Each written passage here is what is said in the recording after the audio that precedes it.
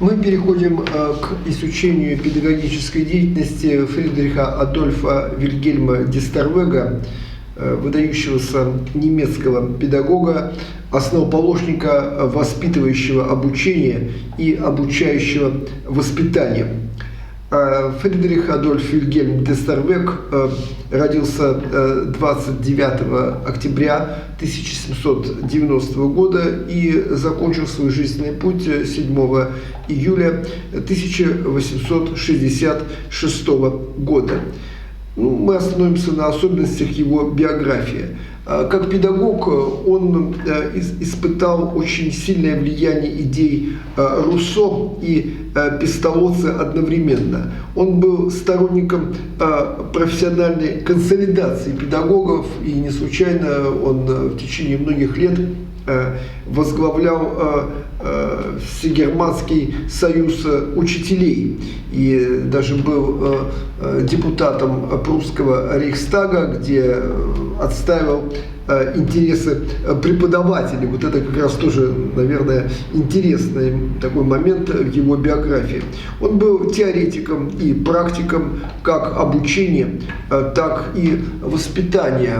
Дистервег имел опыт работы в качестве школьного учителя, но также он руководил и учительскими семинариями, то есть учебными заведениями, где готовили учителей. То есть вот он имел и такой опыт.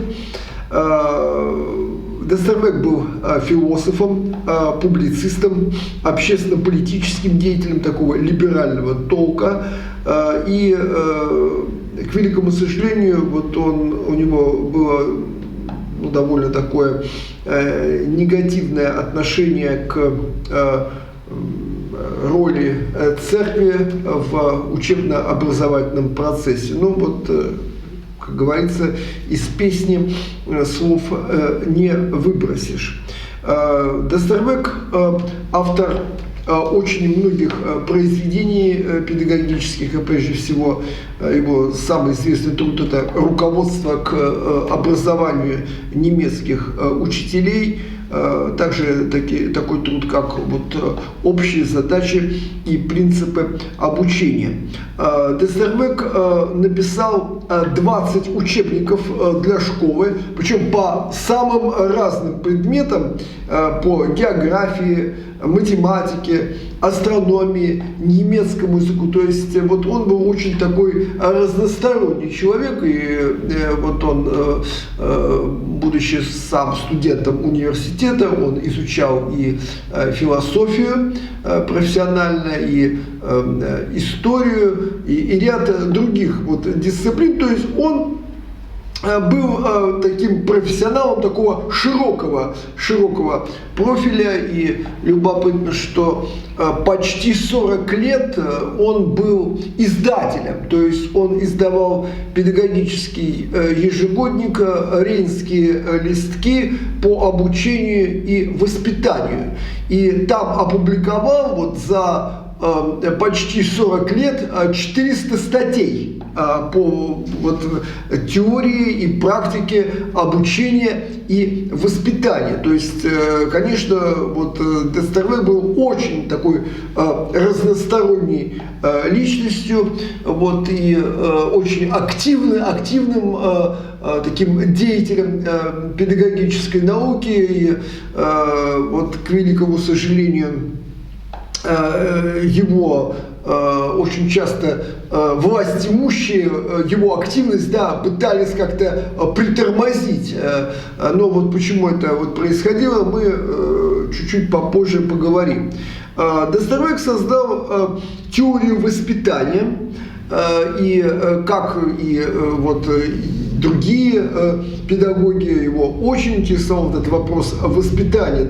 Мы это постоянно об этом говорим, что, конечно, важно, кем ученик станет в будущем, но не менее важный вопрос, а иногда и более важный вопрос, каким человек будет. И как раз теория воспитания Дистервега, она этими вопросами и занимается. Цель воспитания Дестервек видел в подготовке человека, гражданина с активной общественной позицией. Вот эта вот идея общечеловеческого воспитания, она в XIX веке очень активно продвигалась двумя деятелями педагогической науки. С одной стороны, это был Дестервек в Германии, а с другой стороны, Лев Николаевич Толстой в России. То есть вот оба они поставили вопрос о приоритете общечеловеческого воспитания. То есть вначале необходимо воспитать человека. Он не будет достойного гражданина того или иного государства, полезного человека для общества, если вот данный человек не будет воспитан именно как человек. И вот в этом плане Дестервек, конечно, был продолжателем вот мировоззрения Песталоцци. Песталоцци тоже вот к этому продвигался на практике. Вот. Ну а Дестервек это вот все уже как-то сформулировал более точно. И, кстати же, об этом будет говорить Николай Иванович Пирогов в России, о воспитании человека. Вот, он напишет замечательную статью «Вопросы жизни». И вот, к великому сожалению, вот эта вот идея о приоритете вот общечеловеческого воспитания, она была негативно воспринята властями в Германии, вот, потому как вот, в Германии посчитали, что власти, что Дестервек как-то на периферию сознание у людей отводит идею такого национального воспитания. Вот. Но Дестервек, он очень четко говорил, что имя мое человек, а немец это прозвище. Вот. То есть прежде всего очень важно именно человека воспитать человека. Только в том случае он и будет гражданином вот, с активной общественной позицией. Вот. Но Дестервек ни в коем случае он не отрицал, да, вот, культуросообразности воспитания. Нет, но вот важно было расставить приоритеты. Вот. И он расставил приоритеты, а результат был такой, что его отстранили от педагогической деятельности. Вот почему он задрейфовал вот такую деятельность общественную. Да? Но он и своей общественной деятельностью он отставил интересы педагогов, да, и вообще педагогики. Я уже говорил о том, что он был много лет председателем Всегерманского союза учителей. Но если мы говорим о его теории воспитания, то он считал, что вот воспитание нужно планировать. То есть не может, по его мнению, быть воспитание стихийным. То есть преподаватель должен всегда четко видеть цель, конечную цель воспитания, вот, и четко понимать задачи воспитания. Вот. Но Дестервек выдвинул три основные задачи воспитания. Первая задача – это обеспечение самостоятельности учеников, или, как он говорил, самодеятельности. Да? То есть вот, это было очень важно с его точки зрения, потому что человек маленький, а потом и взрослый, да, он должен быть самостоятельным, да, то есть он должен сам принимать решения, а не ждать, когда эти решения за него там кто-то примет, да, вот, то есть вот такое. И при самостоятельности, да, возможно, как раз именно такая активная общественная позиция. Вторая задача воспитания – это включение учеников в общественно полезную деятельность. Ну, тут, в общем-то, это понятно, это продолжение идей Песталоцци. И третья задача воспитания – это то, что воспитание воспитание должно быть обучающим. Вот, то есть Дестервек видел вот эту взаимосвязь, взаимообусловленность воспитания и обучения. То есть мы, считал он, воспитываем через обучение, да, и обучаем через воспитание. И вот рассматривая вопросы воспитания, да и обучения, Дестервек делал особый упор на развитие ребенка. И создал даже целую теорию развития. Кстати, она, вот я говорю, что она связана и с теорией воспитания, и с дидактикой, то есть теорией обучения.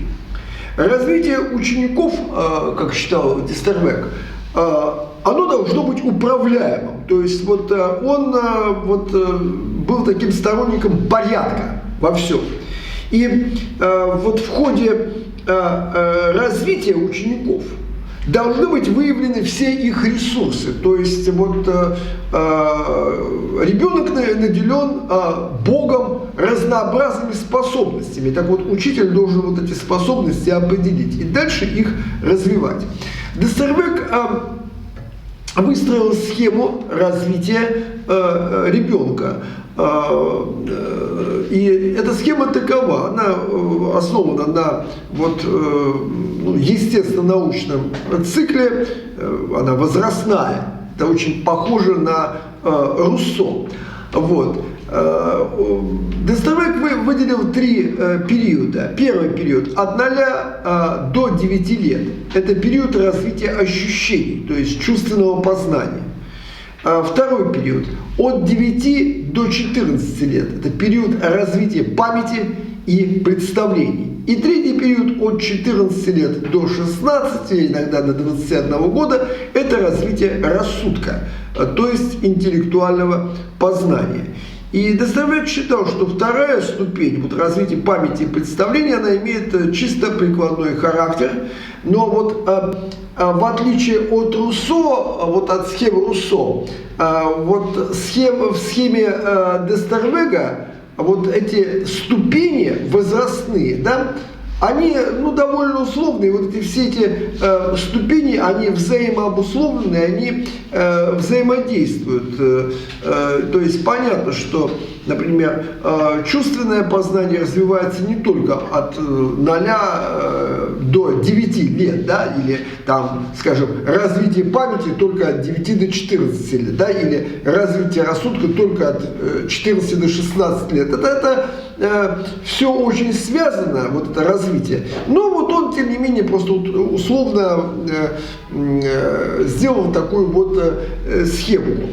Сама схема сама по себе, конечно, интересная, да, вот, например, развитие чувственного познания, да, развитие ощущений, эмоций, развитие памяти, представлений, развитие рассудка, вот, все это действительно происходит вот в процессе воспитания.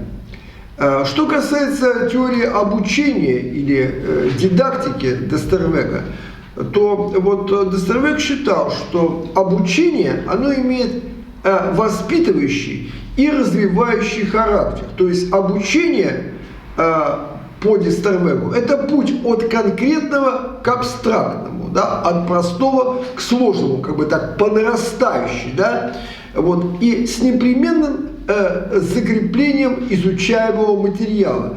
То есть не просто вот учитель должен гнать лошадей вперед, давай, давай, да, а вот работать таким образом, да, чтобы закреплять те знания, которые уже ученик, вот, например, получил на уроке. Вот.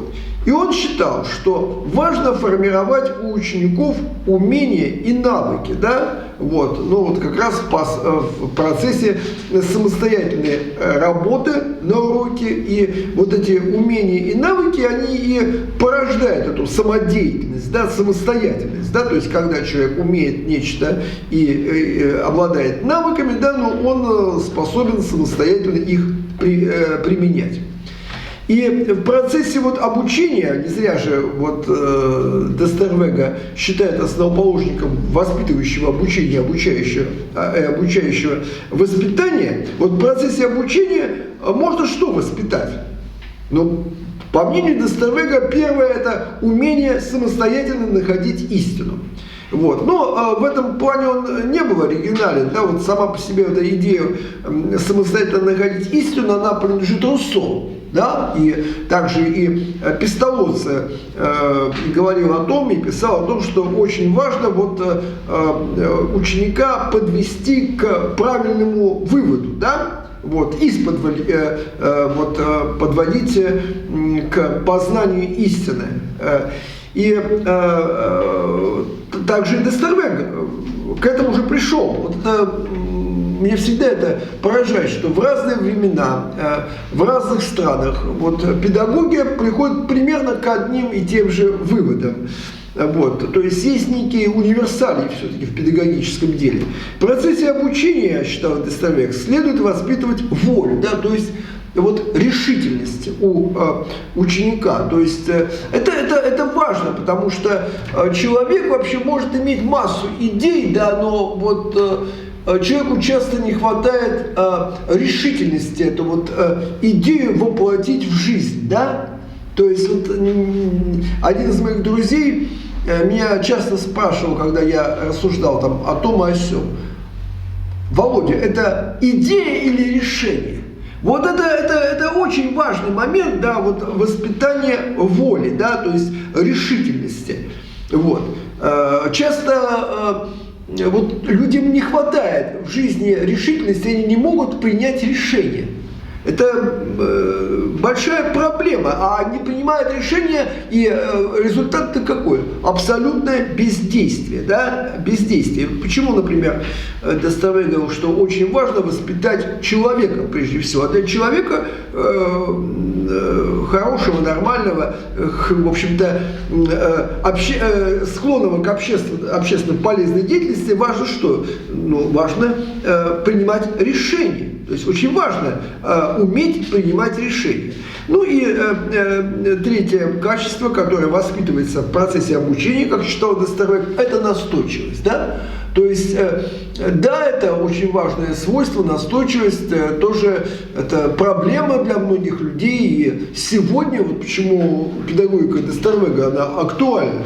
Да, настойчивость важна. То есть, когда мы решаем ту или иную проблему, возникают трудности. Но нужно эту проблему решать, да, из момента в момент. Да, то есть, дорогу осилит идущий. К сожалению, многие люди в реальной жизни, там у них что-то не получается, они сразу же там как-то прекращают действовать, да, складывают лапки, и говорят, что у меня это никогда там не получится, я это никогда не смогу. И действительно ничего не получается. Почему не получается? Потому что нет этой настойчивости, да, то есть и Дестервег, он говорил о том и писал многократно о том в своих рейнских листках, что надо воспитывать настойчивость. Вот.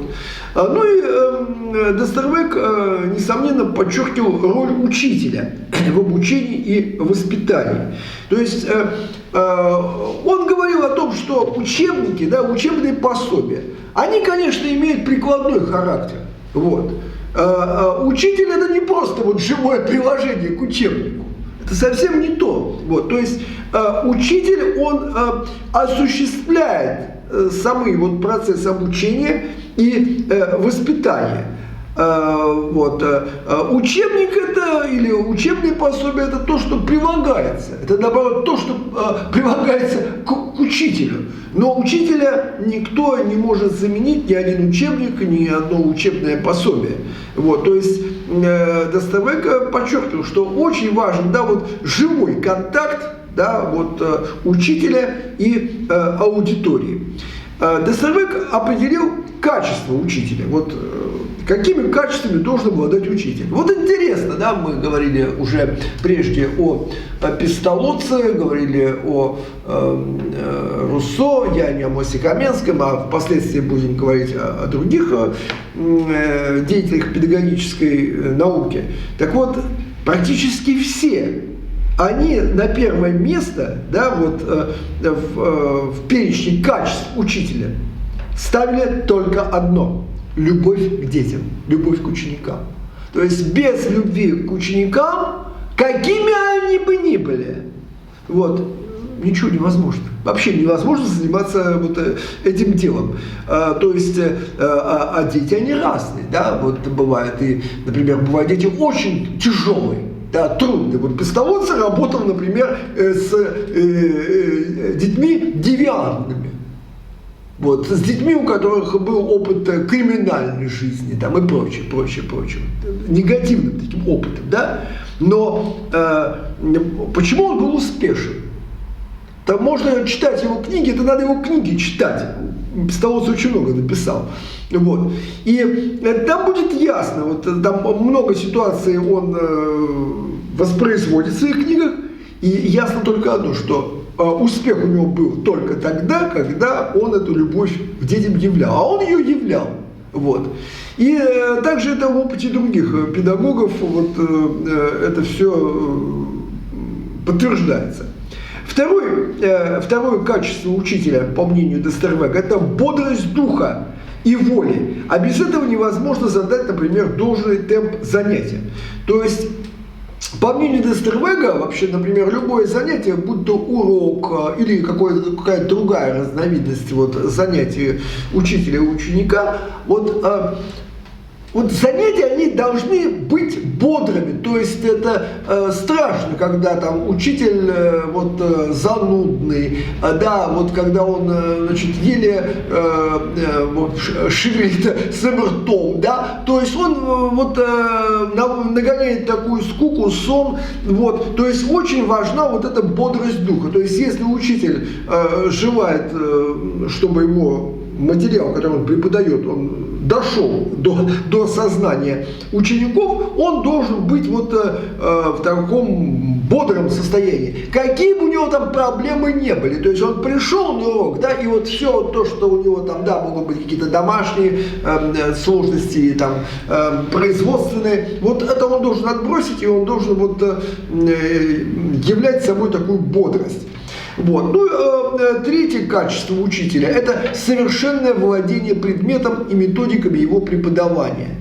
То есть ясно, что учитель, преподающий тот или иной предмет, должен его знать. Только в том случае он может учеников научить этой дисциплине, но и только в этом случае он будет уважаем. А уважение, оно важно. Почему? Потому что вот между учителем и учениками должны быть очень хорошие отношения. Хорошие отношения, они зиждятся в том числе и на уважении к учителю. Да? Ну, соответственно, и учитель должен уважать учеников, это понятно. Вот. И он, учитель, по мнению Дестервега, должен виртуозно владеть методиками преподавания. То есть, причем варьировать их. То есть, вот, не пользоваться одной и той же методикой, а постоянно их менять. Тогда будет и бодрость вот на уроке. Да? То есть, когда разные методы применяются, да? То есть, постоянно вот, ученики, что называется, находятся в хорошем тонусе. Ну и вот четвертое качество учителя – это постоянная работа над собой как в личностном, так и в профессиональном планах. То есть Дестервег считал, что учитель, он не должен вот довольствоваться тем, что он знает вот в данный момент. Он должен постоянно копилку своих знаний, да, как бы вот приумножать ее содержание. Вот. И он должен также развиваться как личность. Да? То есть важно, чтобы вот учитель, он был интересным человеком. Да? Потому что если учитель интересный человек, он к себе вызывает интерес.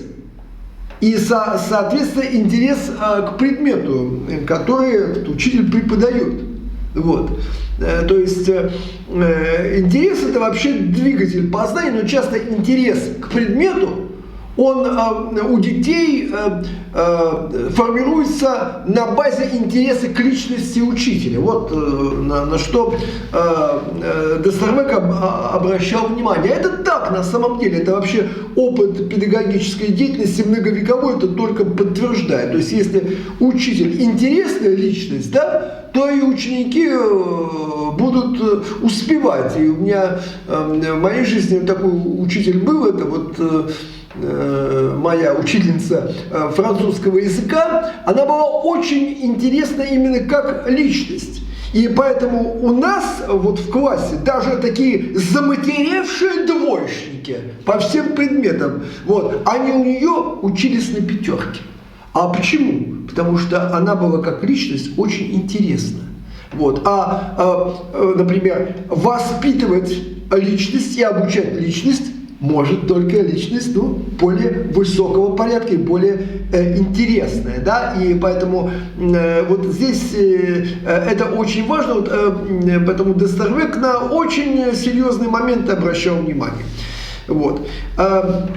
Дестервек характеризовал деятельность учителя вообще следующим образом. Первое. По мнению Дестервега, учитель должен видеть конечную цель. Мы уже об этом говорили. То есть вот, он должен видеть конечную цель воспитательно-обучающего процесса. То есть кого он желает воспитать, да, и чему он желает научить. То есть вот, не должно быть такого тумана, вот, какой-то неопределенности. То есть вот, должна быть некая такая четкость вот, его мировоззрения. То есть четко видит цель. Он цель поставил, и к этой цели он двигается. Второй момент. Учитель должен излагать материал ясно и логично, учитывая возраст, индивидуальные особенности учеников. То есть, вот, ну, понятно, что этот второй пункт связан с первым. То есть, материал должен быть доступен, да, для вот, понимания учеников. То есть, он должен исключительно ясно и логично излагать, то есть чтобы из одного тезиса, да, следовал другой, чтобы была система доказательств и так далее. Вот. Но, разумеется, нужно учитывать возраст учеников, да, то есть это природосообразность, то, что, о чем говорил в свое время еще Ян Амос-Каменский, ну и индивидуальные особенности учеников, включая, например, социальные. Вот. Третий момент в деятельности учителя. Учитель должен использовать интерактивные формы воспитания и обучения. Вот Дестервек, как и в России вот, Лев Николаевич Толстой, да, вот, он был таким популяризатором идеи интерактива в воспитании и в обучении. То есть ведение диалога с учениками, вот, причем это ведение диалога, оно предполагает виртуозное умение формулировать вопросы, с тем, чтобы учащимся было легче приходить к верным ответам. Вот. То есть это тоже чрезвычайно важно, потому что очень часто мы не умеем задавать вопросы. И умный вопрос, да, он порождает умный ответ, да, а глупый вопрос, соответственно, такой же ответ. Вот. Поэтому вот Дестервек считал, что учитель вопросы должен уметь задавать. Причем вот ученик в результате ответа на эти вопросы, он дает верные ответы, основанные на формирующемся самостоятельном мышлении. Четвертый момент. По мнению Дестервега, учитель должен многое знать и за пределами преподаваемого предмета, что поможет ему лучше обучать таковому и иметь авторитет среди учащихся. То есть вот Дестервек считал, что учитель должен быть авторитетным. Этот авторитет он должен зиждиться вовсе там не на строгости, на там, системе наказаний, вот, а на том, чтобы учитель был такой яркой личностью, очень многое знал за пределами своего предмета. Но Дестервек сам был такой. И он это все апробировал на собственном опыте. Вот, будучи учителем в школе и будучи вот, на работе вот, в учительской семинарии. И учитель, по мнению Дестервега, это солнце для Вселенной, да, это его афоризм Дестервега, учитель в школе, солнце для Вселенной. Вот. По сути дела, конечно, в этом смысле Дестервег прав. От учителя в школе очень многое зависит, да, то есть понятно, что важен там директор, инспектор, заведующий учебной частью, это все понятно, но вот на передовой этого педагогического дела находится учитель, то есть учитель входит в контакт с учениками, поэтому да, учитель в школе солнце для Вселенной, это так. По поводу школы, мысли Дестервега тоже довольно интересны, хотя они проблемны. Он имел опыт, в общем-то, такой очень эффективной работы в школе, но тем не менее он считал, что школа должна быть секулярной, то есть светской, мирской и свободной от влияния церкви. Но почему был у него такой подход? Дело в том, что здесь на его мировоззрение влияла ситуация, которая реально была в Германии в XIX веке, во взаимоотношении школы с церковью. К сожалению, некоторые деятели церкви, они вносили в процесс школьного обучения и воспитания дух нетерпимости и даже фанатизма. Но это была реальная проблема, и поэтому Дестервег категорически как-то отрицал участие церкви в педагогическом процессе, хотя понятно, что далеко не все священнослужители нетерпимы к инаковерующим или они фанатики, некий такой негатив, который, к сожалению, был в церковной истории Германии, он наложил некоторый такой отпечаток на мировоззрение и Дестервега. Хотя, опять же, мы знаем, что, например, в средние века был замечательный опыт взаимодействия церкви и системы образования. Они, в общем, действовали гармонично довольно-таки. Но в XIX веке в конкретной стране, в Германии, ситуация была несколько иной. Если подводить черту, то можно сказать следующее, что вообще значение деятельности Дестервега, оно таково. Его деятельность определила магистральные пути секулярной, такой мирской педагогики 19-21 веков в Западной Европе и в Соединенных Штатах Америки.